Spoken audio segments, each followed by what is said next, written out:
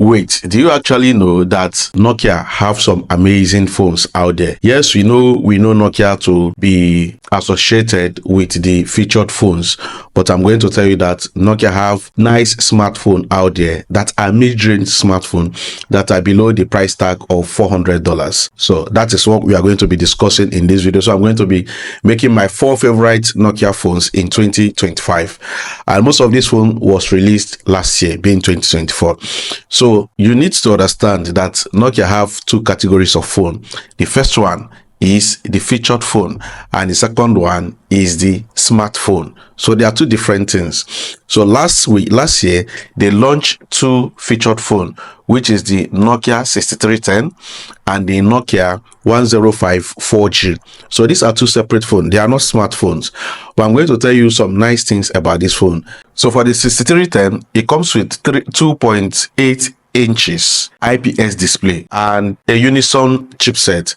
It has 8 megabytes of RAM and 16 megabytes of storage, in which you can also extend it to 32 gigabytes of RAM. So, and the battery is 1450 milliamp hours of battery.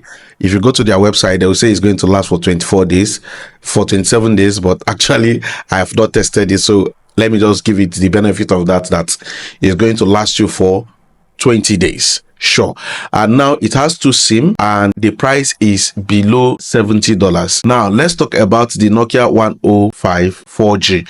So this comes with 2.0 inches display, and it has a 4 megabytes of RAM and 128 megabytes of storage, which this you can insert your SD card to make it, to get more storage.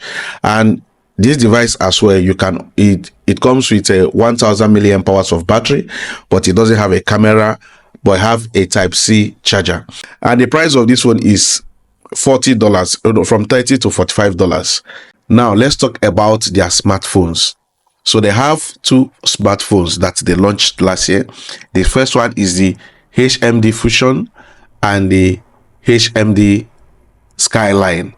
Now for the HMD Fusion, it comes with Android 14. All the flagships, both Samsung and every other smartphone, they are Android 15, but this comes with Android 14, so which is not bad, and they released it last year, so it's still new in the market. So, and it features 6.56 inches LCD display and with a 90 Hz refresh rate. The processor is Snapdragon 4 Gen 2 chipset, and the RAM is 8 gigabytes of RAM. So the storage is 256 gigabytes of storage, and you can also expand it. There's a slot for you to insert your memory card. And the camera, which is one of the most important things, it comes with 108 megapixel back camera, which is wonderful. So, and the selfie camera is 50 megapixel selfie camera.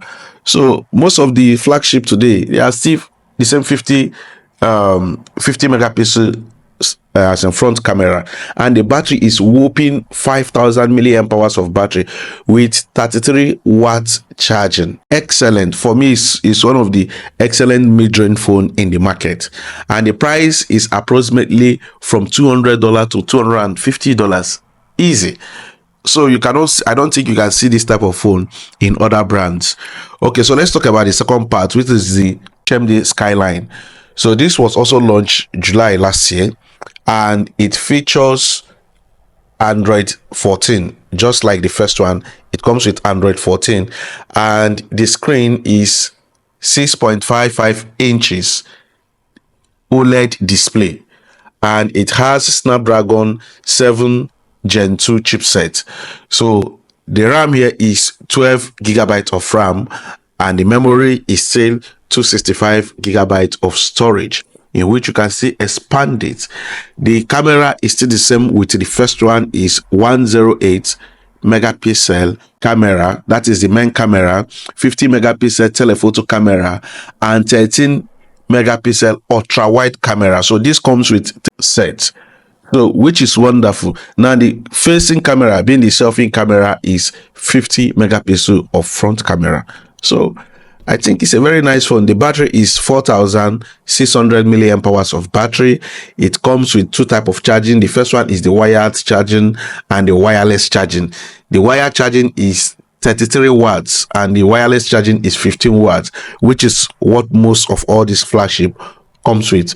So for me, if you have within that range, $250 downward, you will get a very decent Nokia phone and you are going to enjoy it. So I want you to comment on the comment section and tell me if you would like to go back to Nokia or if you like anything about that Nokia device. Just let's communicate in the comment section. See you in my next video. Peace out.